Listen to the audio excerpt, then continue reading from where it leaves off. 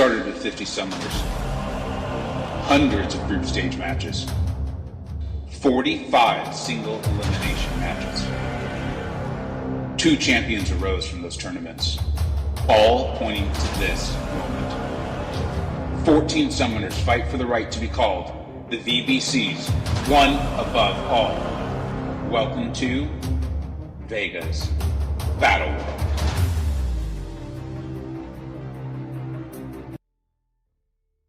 Hey, welcome back to the channel for our first round matchup between TJarvis and Andrew the Ruff. It's the championship bracket, the Conqueror bracket, as you can see there. So the winner of this will move on to face FinTech in our second round. The loser will move to the Deadlands bracket. Let's take a quick look at that. I want to get you started. I know I'm causing us to be a few seconds late here, or a few minutes. But as you can see, they will move on, and let's see, they will face none other than Bitter Steel, who happens to be my co-host for this today. Bitter Steel, thank you so much for being here, buddy. I really do appreciate it. Of course, I'm just scoping out the opponents. Well, I like it. Let's do it. Like I said, I know I delayed us here for a few minutes. Andrew has had his stream up. TJ's been patiently waiting with the Discord share, so I don't want to hold them up any longer. And we'll let them get started as soon as they are completely ready here. This is a big matchup. This is a big matchup here to finally go ahead and face FinTech. Both of them won their groups, being TJ and Andrew the Ruff. So with this being a double elimination tournament, that's why they will get a chance to kind of redeem themselves, crawl out of the Deadlands bracket. As someone who's in the Deadlands bracket, what's the mindset there? What are you thinking? What are your plans? I mean, I'm kind of just seeing it as the same old tournament. You're going to put an opponent in front of me, and I'm going to try my best to beat them. I know that it gives me a chance to get back to the final, and I know that in the Deadlands you're at a bit of a disadvantage. But on the other hand, I'm just going to keep doing my best, really. Just focusing on that mindset, really. That sounds like the smart way to go. And like you're saying, it's just like any other tournament. You win, you advance, you lose, you don't. There's really not much you can do about it. So just kind of move with it. Now, TJ is Discord sharing. It works out to be a significantly superior viewing experience for his viewers. Andrew is live streaming it. So if you could do me a favor and go and support him. And I'm realizing I don't know if Andrew is doing friendlies or if he's doing Gladiator Circuit matches right now, but there's a Danny Moonstar. I will eventually get it correct. This is really cool to see. I am very interested in 7-star Danny Moonstar right now. Yeah, she is going to be something. Having talked to TJ a little about his plans, I believe we might be seeing her unbanned in this tournament. So I really hope she gets drafted. I'm not sure if TJ is going to be banning that Tanny. That is a big surprise. I am excited to see it. I hope we get to see it. And one of the things I'll point out is we're not going to get to see it because it looks like Andrew made a little mistake there. You can see him laughing, kind of having some fun with it. Her awakened ability, though, is what she needs to cancel out Fury's second life. So the huge damage is still possible. But the awakened ability is what she needs for Fury. I think without it, though, she can still take care of her. Yes. So the mark, without the sig, no. The signature ability has the marked passive and the conversion from debuff neuroshocks to passive. So you need the sig to turn off any of those dead, immortalities, second life, all that sort of stuff. You do need the dupe for it. Oh. There it is. I'm glad you explained that because I was so keyed in on the Fury one, I didn't realize the whole thing was tied up in the sig. Either way, that's cool. Yeah, she's got a couple bullet points to the sig. One of them helps with Herc, one of them helps with Nick. The way you got to think of it.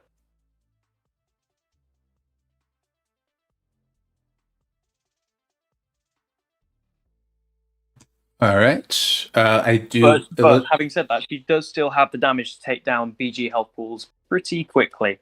Yeah, I like I said, I definitely want to see it. There's a lot to why I'm very interested in her. I don't want to get too into it because I want the focus on this to be on the competitors. But I do hope we get to see it today. I'm trying to make Andrew's screen a little larger. I feel like we're missing the left side there. So I'll continue to adjust these aspect ratios. What are you expecting today? These guys in their group stage matches just crushed it. I know they're both just such good players, such good Battlegrounds players. I mean, I don't think we've had a game 7 just yet, but if any of them are gonna go to 7, I'd put my money on this one. Yeah. And like I pointed out, TJ is Discord sharing, so we won't be able to line them up perfectly, and we'll just have to kind of enjoy it and do our best with it. I did get Andrew live, so that shortens the delay. It ends up creating kind of interesting viewing experience. Once you get used to it, I think it actually is really fun. Thank you to everyone in the chat. I see all of you. We're so far behind on the chat. We'll just kind of interact our best in between the sets. And as you predicted, no ban of Danny Moon Star. I will continue to try to work on that. But Sunspot is banned. Was that a 7-star Sunspot or a 6? I believe that is a 7-star rank 2. So okay. It is probably one of the best bans you can do in the game right now. Sunspot is incredibly fast in Battlegrounds. It is unbelievable the matches that he ends up doing. So that is a hell of a ban. And just again, out of curiosity, just to kind of hammer the point home. So for folks who really want to use Danny in BGs, and they particularly want to turn off those second lives or cheat death sort of mechanics, the 6-star, for at least the time being, I mean, we don't know when we're going to get 7-star Awakening Gems. We don't know when we're going to get 6 stones. I imagine it's going to be a long time for 7 stars. The 6-star may actually even be superior. In some ways, definitely. Huh. I agree. And not only do you need the Sig, at Sig 1 she can handle Herc and Pella and all those ones, no problem. But she actually probably wants higher Sig to be able to deal with Nick reliably, because it relies on converting your Neuroshock debuffs into passives, similar to Toad, in the same way that when you get rid of his poisons, they turn into passives and reduce his regen. Danny does it in the same way, except heal blocking. And there's a chance for each one to be removed and replaced. So the higher Sig, the higher the chance you're going to have to shut down Nick. Very good.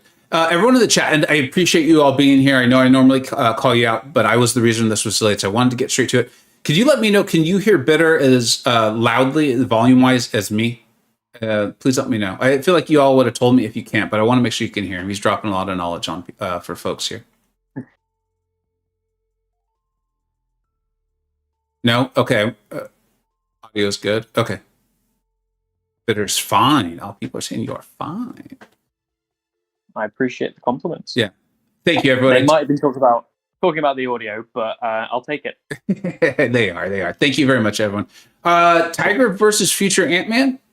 Does neutralize does turn? No, the armors will still get through as passive, but you can pretty much just nuke it fast enough. He's doing really well to kind of get through those heavies. It's a really quick heavy, hard to heavy counter him.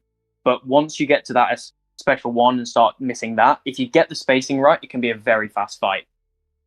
We're seeing above. I think the intention with the armors becoming passive was to potentially mitigate scenarios exactly like this, but it looks like with enough skilled play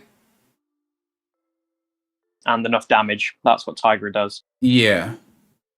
The only thing is, so you'll notice, obviously, Andy's running recoil. Yeah.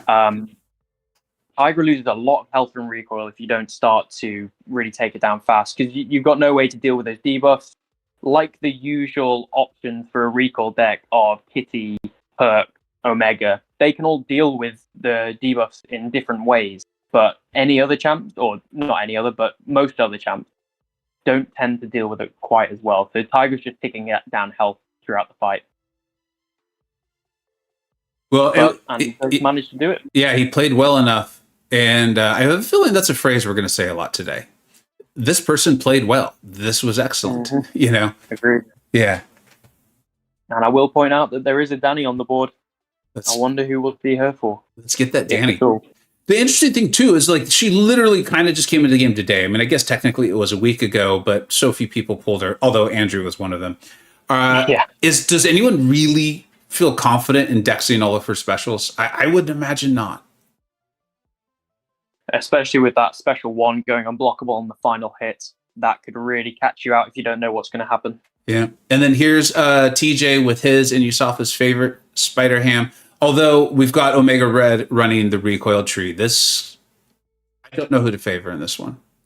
We've seen this fight a lot, Omega Red versus Rintra. It's gone very well in some cases and pretty bad in others. It all depends on how well you handle it. That medium play style is so difficult. I've flirted with trying to learn it a few times and usually just end up quitting. Yeah, that close parry is a skill that you see a lot of Omega players using. But on the other side, this Ham is going to town. I think the only thing is the slight health loss. Let's see. Karate Mike did a great job of using the SP1, I believe, of Omega Red to steal a little health back. Let's see what this... Look at that. Well, a little spoiler, we could see that Andy finished with enough health just as TJ finished himself. But yeah, that was incredibly well played by Andy, and he gets off to a flying start. All right, and I think that was a great phrase. We are just getting started here, and this is a flying start. They're both playing well. I usually say it's the third set. I feel like this match has already started, just the way they're both going. Take a quick second to say hello to some people in the chat. We got Vast, Nick, Julian, Misty, K, Legacy himself, Wally. Hey, Max, what's up, buddy? So glad you could make it. Tyrion, how you doing? Nahorn himself. And Tilatam, JJ, Saints, Odysseus, so many people, Dead Rebel, JJ again, Laser, what's up? Thank you everyone for being here as we move into the second set. Any adjustments do you think we might see? I honestly don't see TJ changing up his bans. He's got rid of 3 of the best recoil deck champions. I feel like TJ's probably just going to back himself with those. In terms of Andy, again, that Killmonger is very annoying. I guess if we see a champion that really starts causing issues, like maybe that Adam Warlock, if he starts putting up crazy scores like he can, maybe there'll be a change up. But I feel like sometimes you just got to back yourself. You have a strategy going into a match, you know that's what you got to do. Unless something goes really badly, sometimes it's better to stick with what's working, or, well, what you've planned. And then I'm going to go ahead and close the poll. This was for who is winning the first round match. TJarvis does have a 58 to 42% lead. I do believe he's a little more well-known in my tournaments and around, so I think that could be contributing to this, because I honestly would put them at a coin flip. I will say, I don't think I've ever heard TJ feel quite so nervous about a match going into it. Well, Andrew, as I think you pointed out earlier, well known for being an amazing player, but also for being very good with recoil-friendly champions. This meta, if you're excellent, was recoil-friendly. So I think there is a little bit of edge there too. Yeah, you can make either deck work. This is one of those that I think recoil starts to be on par with, and depending on the actual player, can exceed a non-recoil deck, but it really just depends.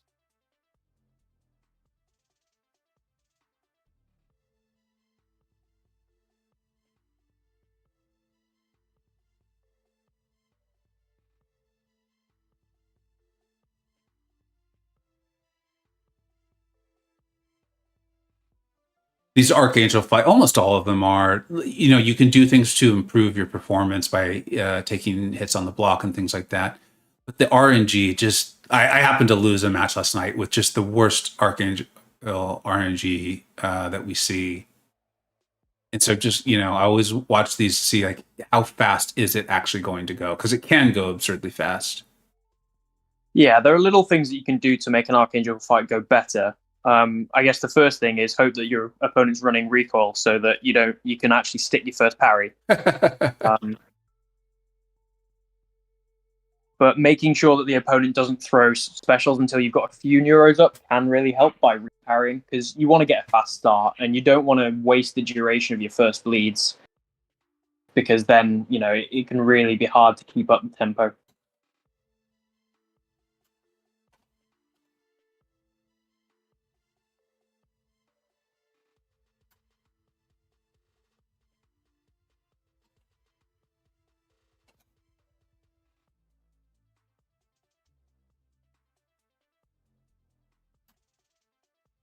The thing that might benefit Hulkling in this fight is not really having to take blocked hits when Nick is in the second life. Sometimes when you're playing Archangel against Nick, you can try and bait out heavies, and Nick will throw a full 5-hit combo into your block. It was really frustrating. But unfortunately, Andy takes a couple hits during there and loses enough health for TJ to take the W.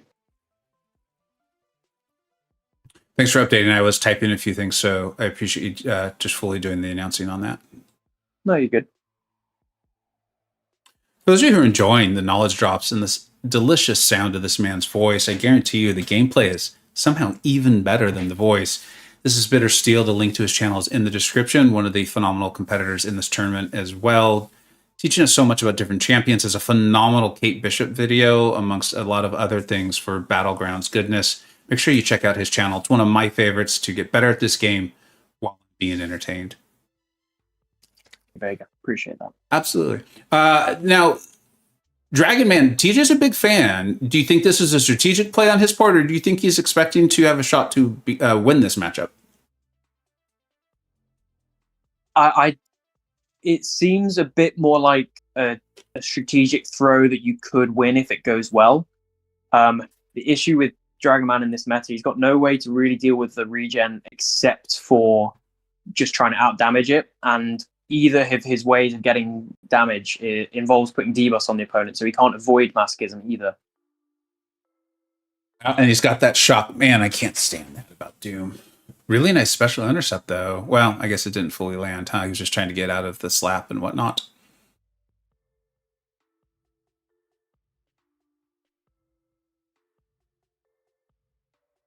Yeah, it looks like it's going to be Omega Red, kind of as you had predicted there. That is still really a fast score against Doom, though, in this meta. Yeah, and there was more than I expected. And there was a slight mistake as well, too.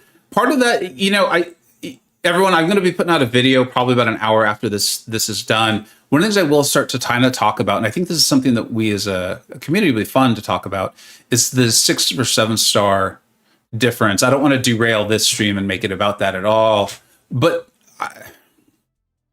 they're just different animals. They're going to eliminate 6 stars. It's just a matter of how soon is that going to happen. I don't think 6s are going to have the shelf life 5s did. I think the one thing to bear in mind with that is Ascension. That is a different thing from 5 stars. Absolutely. Phenomenal point. And just to be clear, because like I said, I don't want to dive too deep into this on this stream. Yeah. I think your great 6 stars, you're going to see me still ranking them too. So they're far from dead. They're not dead yet. All right. Oh, we're going to get to see Adam Warlock here on this left-hand side. So this is exciting. I have to favor Adam a little here. You won't be having the taunt as often unless Kingpin doesn't shrug it. But Adam just has such unreal damage that if he can get the rotation right, could be a very fast fight. And there it is. I mean, this is the one complaint, or the whatever you want to call it, maybe safeguard, is Adam requires this aggressive play style. Yeah, he has a lot in his kit that helps that aggressive playstyle, but if Kingpin's shrugging off that taunt, can make it really difficult, and he loses his ramp up. Though TJ is having a bit of a problem with that Scorpion. He is such an annoying defender.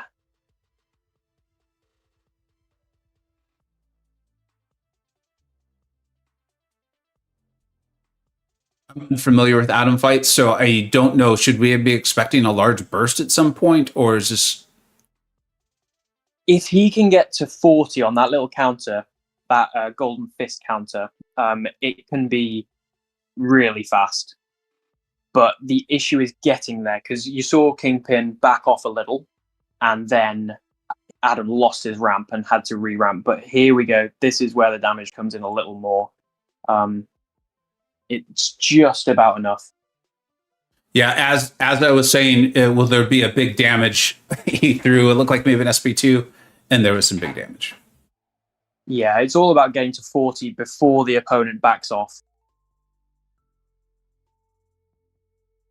The taunt does usually help with that, but Kingpin shrugged it.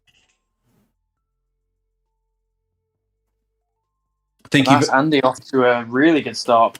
2-0. Winning Yeah. This first two. is where that third set is a big deal. Momentum can definitely swing fast because I actually do think, although they're both playing well, came out of the gate strong. To me, watching them, knowing both of these players, commentating enough of them, Andrew's got the momentum right now. This third set's where TJ can put a stop to that. And I do want to take sorry, and because I do want to hear what you have to say, but I want to take a quick second to say hello to VBC Star himself. Phenomenal channel. I love watching Nick 136. Thank you so much for being here, Nick. I appreciate it. And there's Jay, Will, Larry, so many of you in the chat. Appreciate it. All right, Bitter, what were you about to say? I was just going to say that the first two games, the reason we have a 7-game set is to kind of iron out the RNG over it. So the first two don't necessarily mean that Andrew's going to storm the rest of it. Like you say a lot, they might be trying to fill each other out a little and get used to each other, but sometimes it's just draft. So TJ's by no means out of this. If I understood you correctly, part of, because watching that fight with Adam Warlock, I wasn't, not knowing enough about him, I wasn't overly impressed. But it sounds like maybe that's a difficult matchup for him because Kingpin was shrugging the taunt, and that's part of helping him ramp more quickly. It helps you keep your ramp. If the opponent backs off a little bit and you don't keep hitting them, you can lose your sovereignty buff, and that's how you get to 40, which is what I was mentioning before. It's basically 40 hits, and you can get them more from specials. Once you get to 40, you get a huge fury, and you really start hitting hard when you get 30 plus. So if the opponent backs off, you've got a little short cooldown, and then you can't carry on. So if you watch it back, you'll see that Adam lost his ramp up and had to back off, let Kingpin chill for a bit, and then go again. And that time he got the massive burst. So we could have seen that be a 40, 50-second fight. Interesting. Wow. Okay. That's pretty impressive for an unideal matchup and having it go a bit sideways. That's a heck of a score. I will shout out, first of all, Andy himself. He's got some great Adam gameplay. And also Nagase has a really good Adam in BG's showcase. You'll see the craziness he can do. We may get to see the 7-star America Chavez. Who are they going to pick to go up against? Oh. I mean, that's just really a rock on a hard spot with banning these champions from Andrew, and then he's able to like, okay, cool, I'll use my Omega Red. Yeah.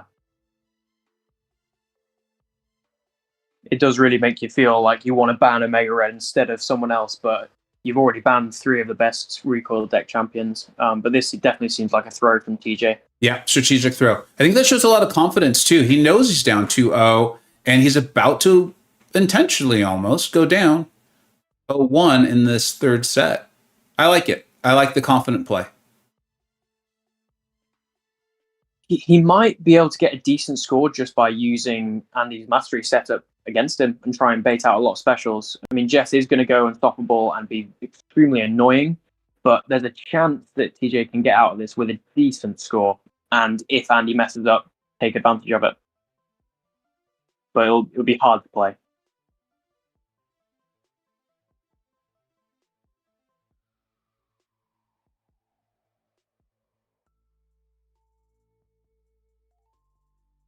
And there's Jessica with her heavies and her specials taking up half the screen. Yep. And it looks like Andy's done well enough to kind of outscore whatever TJ could put up here.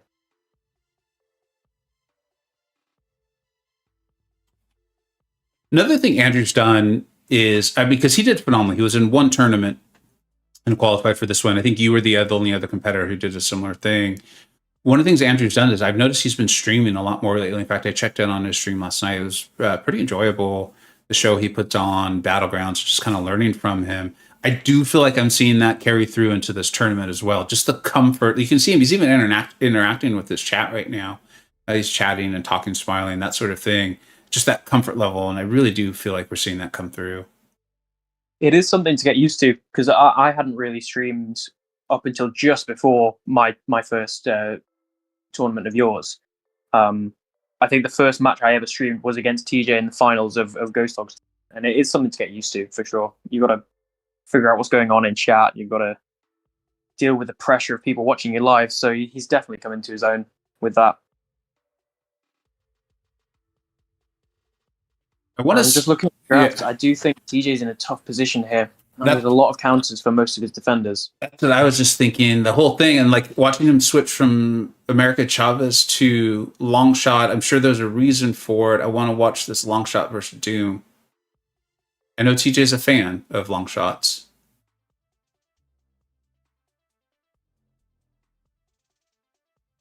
Does a nice job with the repair handling the node there. Yep. Definitely make sure to trigger Massacre them beforehand. We didn't get to see it, but he obviously did a nice dex of the SP2. I don't believe he wants Doom throwing that special one, though. So Adam's going to take a lot of health from this Terax, but Terax will play into his aggressive playstyle, so he's going to get all the way up to his 40, but he's going to take a lot of damage doing it. That was impressive. I was very keyed in on, thanks for paying attention and commentating on the other matchup. I was fully engrossed in the Longshot versus Doom. That was really nice. That's a rank 5 Longshot, though, yeah? Yes, that is a rank 5 Longshot. TJ loves him, and after you see a match like that, you can see why. Absolutely. And this is a meta that doesn't really do Longshot any favors, I don't think. Well, once he gets up that, what is it? The SP2 puts on a Fate Seal? It's an Incinerate that counts as a Fate Seal, yeah. Yeah. So that was very well played. Yeah, it was. So, I'm still not sure what I'd do if I were TJ. Scorpion can take Bishop, especially that being a rank 5. Although Scorpion's going to take Nimrod pretty fast as well. It'll be interesting to see what he goes for. He goes for the Nick. Does go for Nimrod. Yeah, I guess he wanted Bishop for the Nick. And I believe that Scorpion is a rank 5. We saw it doing serious work for Andrew earlier in the tournament. Yeah. It's gonna... You give Nimrod the Energize, and you just bait out a lot of special ones.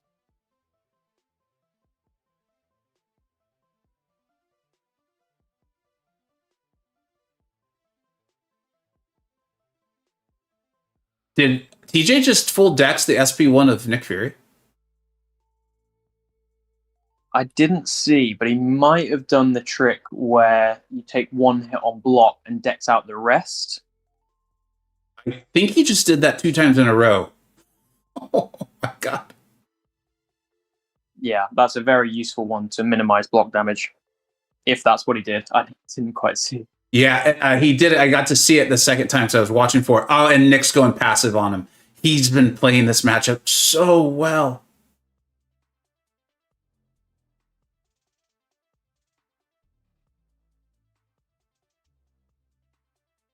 Nimrod's delaying a little bit, throwing that special.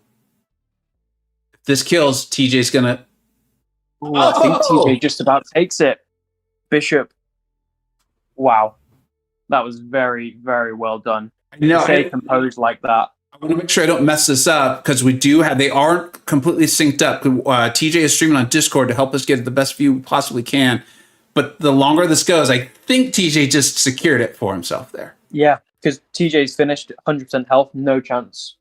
And you can take it from there. That was very well done. See, Andy had great momentum in that fight as well. It just kind of slowed down a little, just too much.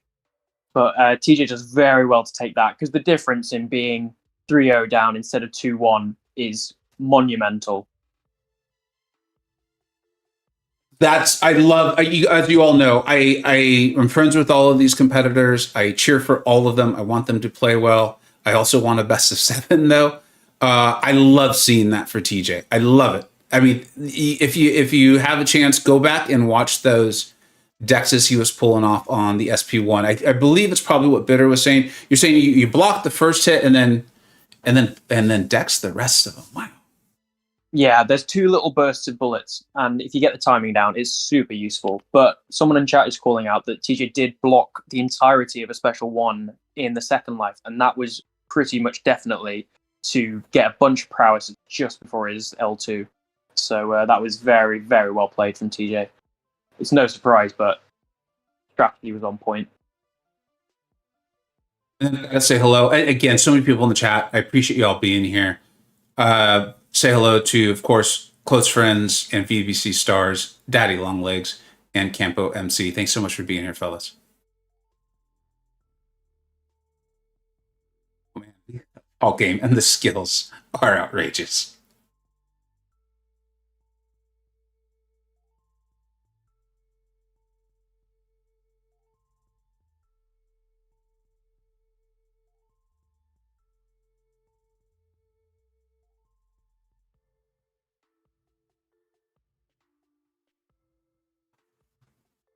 You know, we're going to get to see Shang-Chi here a little bit too. I mean, Andrew has done a nice job of cultivating his deck for the recoil meta as well and his skills.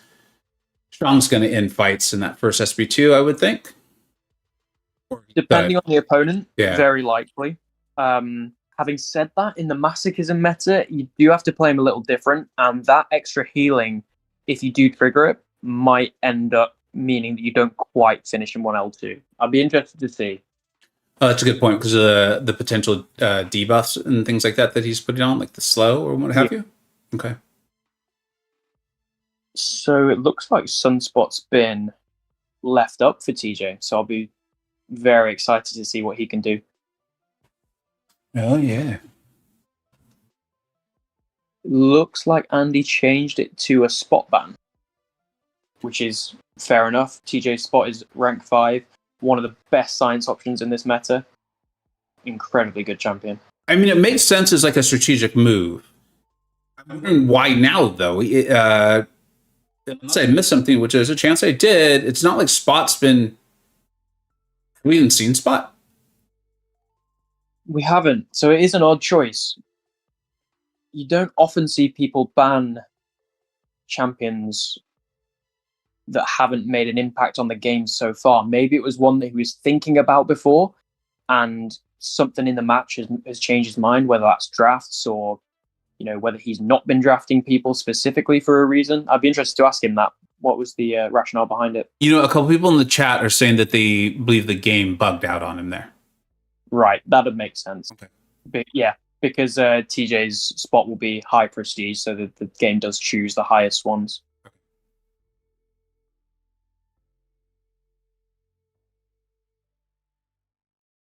I mean, it's still not a bad champion to take out of TJ's hands. No. But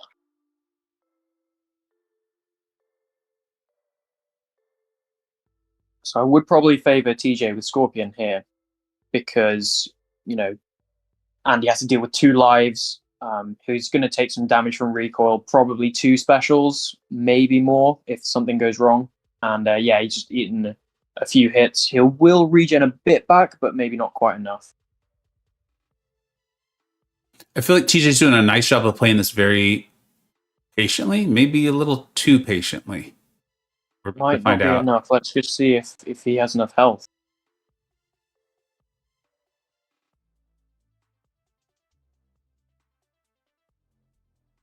Just enough. That's so close.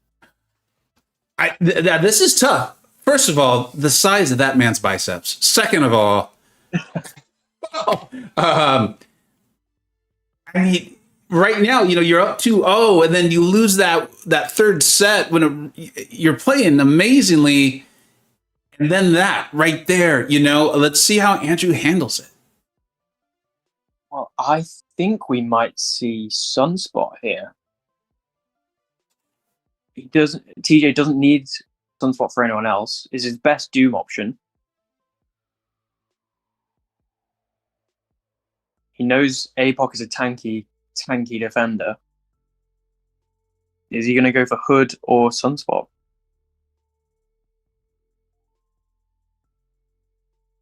Okay, he goes Hood. Hood still works very well. I thought he might go for the nuke. Maybe he's saving Sunspot for a nuke in the final round where Andy doesn't have quite as good defenders lined up. Question: as a bit of a novice Tiger player, how is he going to handle this running the recoil tree? I thought this matchup meant you can't do the miss mechanic versus. It will be very difficult, which is maybe why TJ went for the slightly safer hood. So as soon as APOC throws a special, if it's a special one, he's going to apply a weakness, meaning Tiger can't miss attacks anymore. He might push APOC to the L2 or just try and nuke down before. Which you literally called it on time. And Andy. Very well played. Yeah, he knows the interaction, so he was prepared for it, but that's still very well played. I don't care how this match turns out. Ice in his veins out of Andy. I don't care how the rest of this match goes. The response to pull that off flawlessly. Ice in his veins. Holy smokes. But he loses. Oh He lost shoot. too much health. TJ plays the safe option and wins by 600 points. That is got to be heartbreaking for Andy. You come out of that fight so long before the opponent has, and you're getting to the point where you're like, well, if he's not out now, I might have won this. It's going to be so disheartening to have lost 2 in a row and to such a close match like that, you know?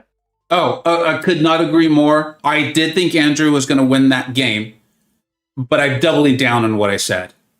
I don't care how the rest of this goes. That's a clutch play from Andy to pull off that score with Tiger running recoil against that APOC. It was flawless. Yeah. You can't take anything away from it. He couldn't have played it better. That was all health lost by recoil there. And a bit of block damage, obviously, but very well played. And then the resiliency of TJ, down too low. Gotta pull this off. Oh, I love this. I absolutely love this. You just can never, ever write TJ off. And then moving back on the bans, Andrew did also have the bug there. So I appreciate, I think it was Nick and another commentator letting us know, which lets me think they're watching his stream, which I really appreciate. Make sure you support these guys. These guys being Nick and everyone, but the fellas playing this matchup here. The links to everyone is in the description. The smallest of silver linings for Andy is at least Sunspot wasn't the difference there. Because if you lose to a champion that you were going to ban, that feels bad. Thank you, Larry. I've seen I appreciate it very much, Larry. Lags. Yeah, this matchup is crazy, right? I think the only thing that was never in doubt about this match is it was going to be a good one. Yeah. And Andy takes both of his new champs, Adam and Danny. Very interesting to see both of those. JJ's pointing out, I think exactly what I'm just watching is the scoreboard is the exact mirror image, I believe. Is that the term? Yeah.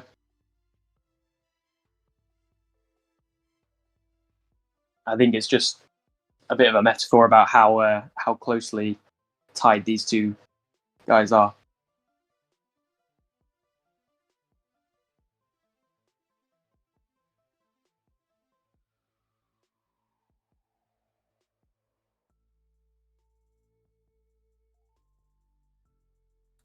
We're seeing Hood. Sorry, not Hood. Void. I am assuming that's a potential defensive placement, knowing that Andrew's running recoil. Absolutely. Okay. It's just a trap. If you can find a matchup where you can place him and they don't have a double immune, or, well, yeah, if they don't have a double immune, they're going to take a lot of damage. And for anyone wondering, these two know each other. I believe they consider each other to be friends. I imagine they probably even spar and do friendlies against each other. So the emojis back and forth is two friends, and so interpret it that way. So here, I didn't see the draft, but I'm assuming TJ picked Void and then Andy got Warlock. So I'm assuming this might be a little bit of a throw, because obviously Warlock's double immune, won't take any of the Void's damage from having the recoil debuffs on him. A throw from TJ. Yeah, maybe one that he thinks he could win, but I mean, Warlock is very, very good with recoils. Yeah. And then he won't have the bleed nor the poison up, therefore Void won't be able to do that damage that he does when you have those debuffs on. Absolutely. You will still get some tick damage because in Battlegrounds, Void's debuffs don't actually have a delay. When you face them in questing, because you have team members, there's a slight delay before the debuffs get applied. And that means you have some time to, time it better. But in Battlegrounds, because you've got no teammates, they are applied instantly. So you're going to see some chip damage just from that.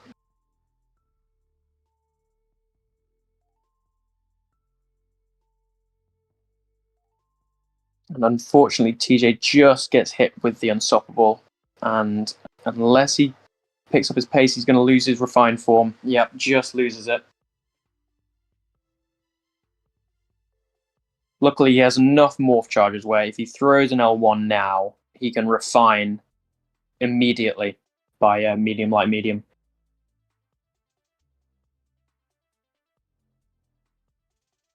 Yeah, due to total health, this isn't fully over, but he'd have to pull out a lot of damage here.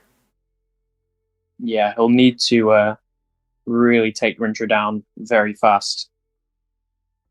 And Rintra that's not normally a bet anyone wants, right? Is to take down Rintra fast.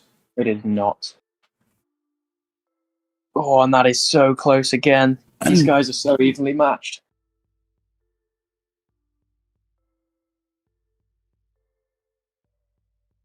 And he just about takes it.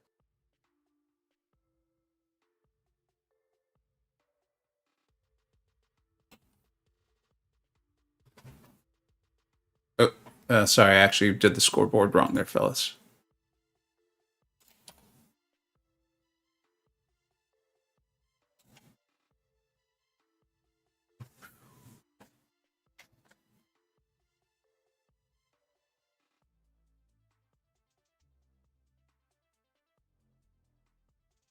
So TJ had the opportunity to go for Jugs here and decided not to because he's probably counting on Nick to be just enough of a stall to make up the lost time with Gallon. And presumably saving Jugs for a nuke in the final round where he doesn't have quite as much of a stalling defender.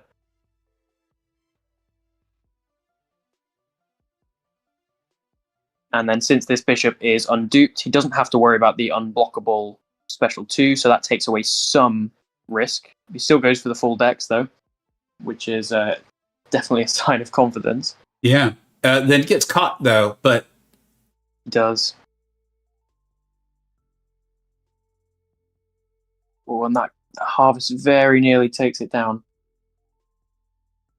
I don't know if this SP1's going to kill. It does. Okay. Just does. I think it's going to be enough. And he's still in first life with Nick. I don't think he's going to be taking it down fast enough.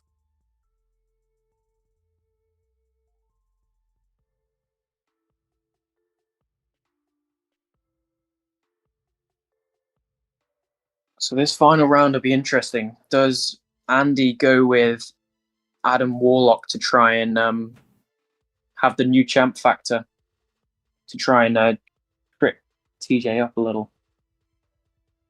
Yeah, I mean, we said that about Danny earlier. You're talking about a defensive placement, correct? Yeah. Yeah, we talked about that earlier. Like, I mean, does anyone truly feel 100% confident in those dexes of a champion that just came into the game?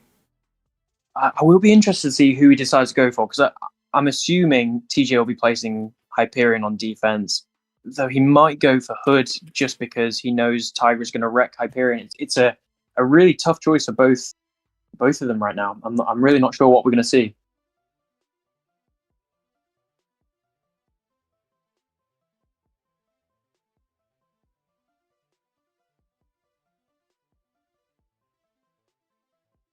So Andy does go for Danny. And TJ goes for Hyperion. Isn't that an ideal matchup for... not that he had a lot of options, but that's a Tiger ideal matchup, no? It is. I don't know. It's being stuck between a rock and a hard place. Yeah. Whatever you put, you know is going down quickly. I'd be interested to see if he was thinking about any others, but yeah, it's a tough call. Kind of to the point you've made before, though, Tiger will at least lose a little bit of health, so maybe just kind of going with that and then hoping Hood can just bomb this Danny. But a score 55,000 is going to be pretty tough to beat. Really well played by Andrew. I mean, you still got to take advantage of it, right? You get put in that spot, you've got to then clinch it. So TJ knew that he was going to need to be fast, and he was completely banking on Hood's power steal there from mediums. I think he was just going to try and nuke it. Having said that, I don't think that would have taken down the 7-star's health pool. Those guys are tanky. Yeah, as we see right there, to your point. Smart play by Andrew, smart counters by TJ, and the back and forth continues.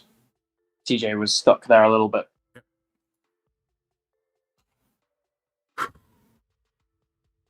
Take a second to say hello to us. So we had some more people showing up in the chat. What's up, KT? How you doing, bud? K-Dog, thanks for being here.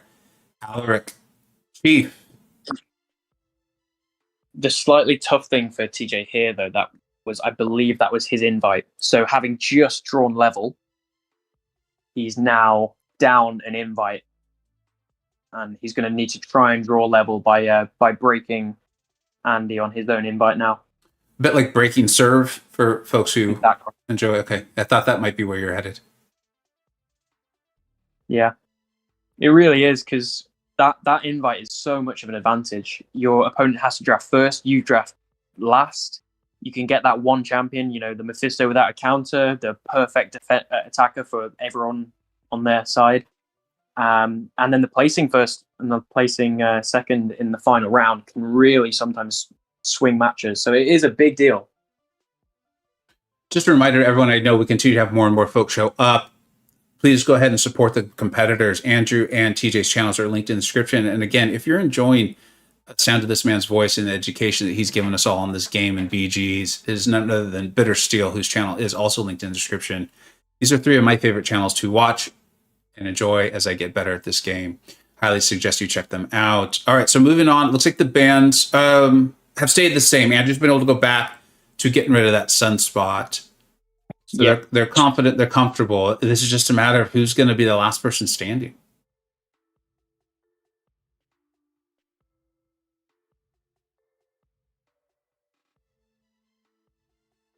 Really, the first of these guys now that can get 2 in a row. Andy's just got his, so if he can close it out. I feel like this is the first time we're seeing Spot.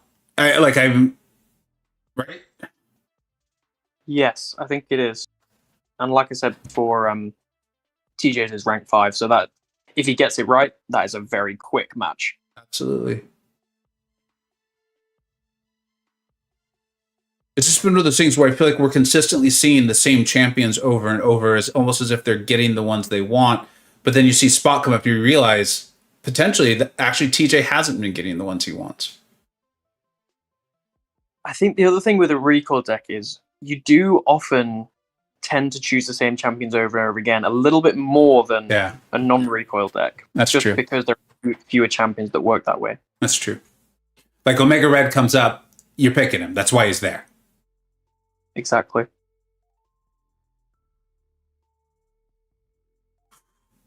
If for everyone who's enjoying this tournament, I have some good news for you.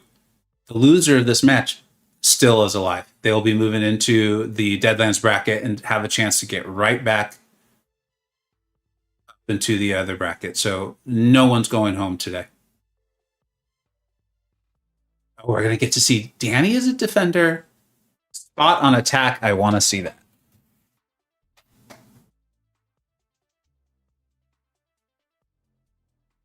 So Danny does have a miss counter, but it's locked behind her Neuroshock debuff, which I don't think you're going to be seeing on attack unless you've really messed up. So Spot should work pretty well for this.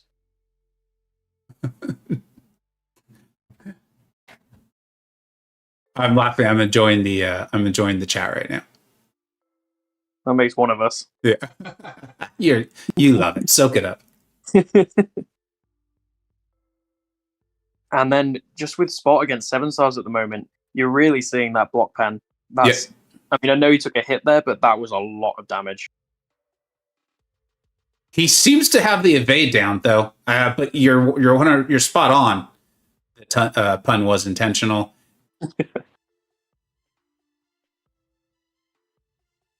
Let's see, is he just going to do the medium, and let's see if he can handle the health pool, the 7-star. So he gets 3 spots in that portal block. I think it's going to be enough. Just. That was probably about 1% away from not finishing off. It really looked let's see. Yeah. Let's see how much health Andy comes out with. Oh, just enough. So many of these fights have gone so close. I mean, that is literally the 7-star tax. It's just taken off enough health through block. And that's why I shouldn't do the scores. That's why when we have the few kind of controversial bug game issues come up, I always defer to you all, because I would have scored that first spot. Yeah, that's a rough one for TJ.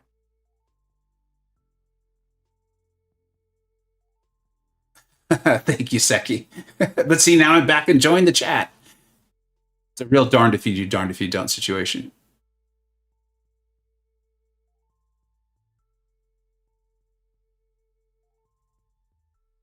Thank you, Oracle.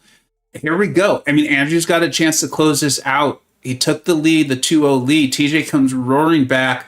Both competitors showing tremendous resiliency, mental toughness, fortitude to send this to the 6th round, because then Andrew's got to get back up off the mat himself. He's done it. Is he closing it out right now? He's also got a very potentially quick fight here with Longshot vs Terex. Again, there's going to be the health loss from recalls and from Terex himself. So if TJ plays this clean, I think he can take it. Here comes the potential big damage, though, right? Here it comes.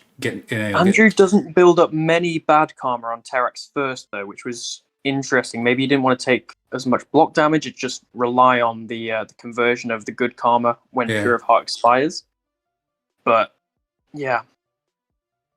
Just doesn't have the range to finish off Terex in this first one, so he's got to go back to another.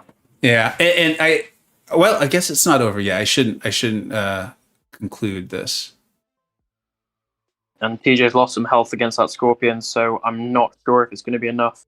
Yeah, I think he'll need this to end, and it still might not be enough. Just doesn't finish him off. No. This looks like it might be it. It almost feels a bit Shakespearean, doesn't it, having Andrew finish off TJ using Longshot? Absolutely.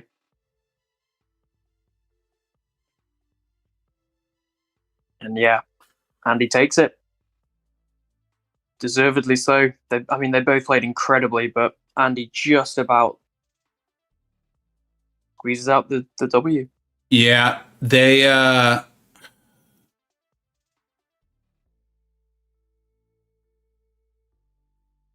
didn't go 7, but man, this had all the excitement of a best of 7. Yeah, incredible play from both of them. Again, I just want to point out how many of those rounds went within 1,000 points. It's just the mark of a really close competition.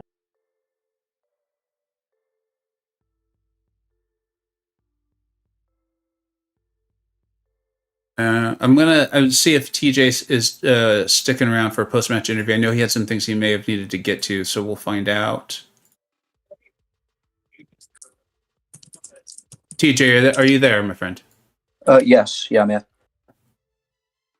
I know you may disagree. I want to hear your thoughts on it, but you and Andrew just put on a tremendous show. You both just had so many fights that just honestly seemed unreal. How are you feeling at the moment? Well, going into this, I told myself one thing. The only way I win is if I play well. And for 4 out of 6 of those matches, I didn't. So Andy fully deserves this. He played much better as well. So, yeah, GG's to him. Bitter, do you have any questions for TJ? I'll start off with more of a statement, but I don't know if you weren't playing well there, TJ. You had a lot of very good fights. That long shot versus Doom was a highlight of Vega and Mind. Congrats for putting on as good a show as you did. It was incredible. I know you were worried about going into this one. So, yeah. I guess the question now is, did that factor in? Did you feel pressure? Did you feel like it was affecting you? Kind of, a little bit. I mean, just looking through all the matches now, I'm figuring out where, like, I could have definitely taken the 4 that I lost if I'd have played a bit different, or if I'd played a bit better. So, I mean, I'm not saying that I didn't put on or do like a few good fights. There were 2 or 3 in there that I was quite proud of, but the rest, it was fully on me, pretty much. Yeah. But I'm not taking anything away from Andy there. Andy just played better. He deserves the win. Yeah, I'm not interpreting you that way at all. I know you well, and I know you wouldn't try to take anything away from me, and I don't feel like you are. I think in a day or two, you may feel a little differently about your own fights, man. These scores were incredible. The good news, and the chat's even saying it, like this was this was finals worthy. They're comparing it to some of the legendary tennis matches. Tennis came up earlier, by the way, so that's why. You're not out. Oh, hang on. And so you will, though. I want to make sure I'm reading my bracket correct, because I did mess up the brackets just a little bit. But you're not out, and you will actually be facing none other than the co-host today of Bitter Steel, and Andy will be moving on to face Fintech. So Fintech's finally. You know what, guys? Let's move. Sorry to interrupt. We're in the wrong channel. Yeah, thanks. Andy I is in don't know if the Andy has access to this one. No, so let's move. We'll move. Okay. Sick. Okay. Andrew, how are you, my friend? Hello. Hello. Hey, how's it going? Dude, GG's. You killed. Yeah, big GG's, TJ. That was, dude, every match was so freaking close, dude. I said going in that I had to pretty much play perfectly to beat you, and I didn't do that. So you fully deserve the win there. We both made plenty of mistakes, though, dude, for sure. Yeah. Andrew. So Andy, if I can go for just it. jump in and just, I feel like you might be wanting to talk about your 2 new shining gems in your roster. So Adam and Danny, did they do what you wanted them to do? Oh yeah, dude. You know they actually did. I don't think I got to use Danny on offense, but she did win me that round on defense. Against your HUD, TJ. There was nothing I could do in that one. Like the rest, I thought, yeah, that's fine. But that one in particular, it's either I place HUD, Juggernaut, or Hyperion on defense, all of which you'll do in less than 20 seconds with Tiger. Yeah, I got super lucky with that Tiger match. His AI was playing ball, but then I did take a bit of recoil damage. But then it worked out fine. And then I think Adam also won me around on attack against, what was it, Kingpin or something? Yeah, I remember that one because I was kind of kicking myself a bit because I thought I could have easily taken that, but I just kept mistiming parries. Mm-hmm. I kept getting hit in the face because I was like, it wasn't input issues. It was more me either tapping the wrong side of the screen or being very late on actually holding block. Mm-hmm. Yeah, I couldn't quite tell because my thumb was very far over. Yeah, I was pretty sure I was going to lose that one because I think it took a little while, and I think I took some damage too. But then, I could have taken it. A little worse. Again, I didn't play like I needed to win it. For sure. Andrew, if you don't mind, would you walk us through a little bit? Then it was a pretty pivotal fight in this match. There's a lot of them. It was Tiger versus APOC, and I'm not an advanced Tiger player, but I was like, he's running recoil. Isn't this going to go horribly? And Bitter kind of coached us through it a little bit as you were pulling it off. Do you mind kind of talking to us about that? Yeah. So typically running Tiger against APOC when you have recoil is a terrible idea. For this match though, it was my only option. So I had to kill him before he threw any special attacks. So that's why you saw me taking a bunch of hits on the block. I really didn't want him to throw a special. I was hoping my special 2 would kill him right away, but it didn't. So I took some recoil damage because of that. And he tended to die right after from the ruptures. And then that match, it was so close. Like if I didn't take the recoil damage, then it would have been a win. But yeah, it happens like that sometimes. It was crazy. There were actually multiple fights where I was prepared to put the point up on one board, and then we'd see the final score. You guys had so many just outrageously close fights. Bitter, Do you have any other questions for Andrew or for TJ? Yeah, just on that TJarvis fight. So that was a pretty big momentum shift in the game. Like you just gone up 2-1, and it looked like things were just about to swing back in TJ's favor. Did you feel like you'd won that at the end of the APOC fight? I was it? Sorry, you go on. Oh, sorry. Yeah.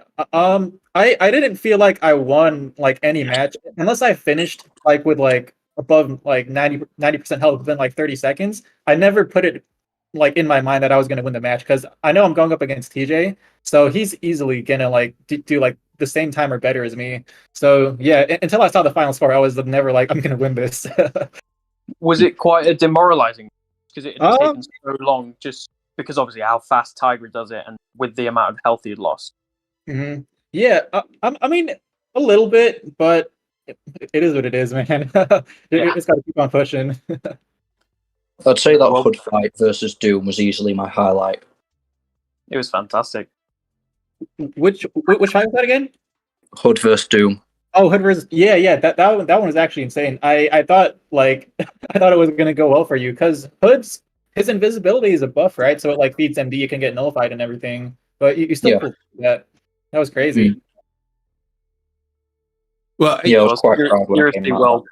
Yeah, seriously well played. You guys both played outrageous. I know you both hold yourselves to really high standards. It's part of why you're as good at this as you are. It was phenomenal. Like I said, a lot of people in the chat are comparing it to some of the legendary matches of all time.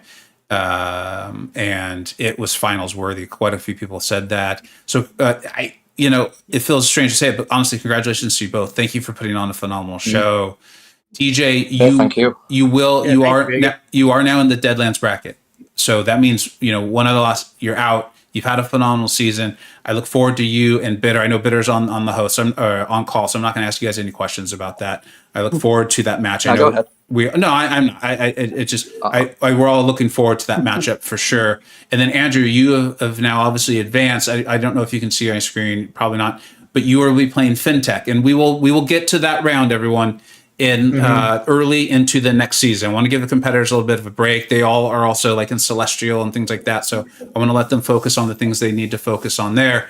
And we will be right back. I believe tonight, I don't know. Karate Mike, we all know him. We all love him. He's hard to nail down though. So he and B might go tonight. They might go tomorrow. I don't know. I literally don't know. I'll find out maybe with you. Keep an eye on their channels, on mine, and we'll get that information out. Amazing performance, guys. I have nothing but just like compliments to both of you. Huge thank you to OG Highline for the incredibly generous donation. He was cheering ATR, let's go, was the exact quote. And let's go ahead and go Bitter Steel, who I appreciate so much for helping today and sharing all that knowledge with everyone. Then TJ and Andrew to take us out.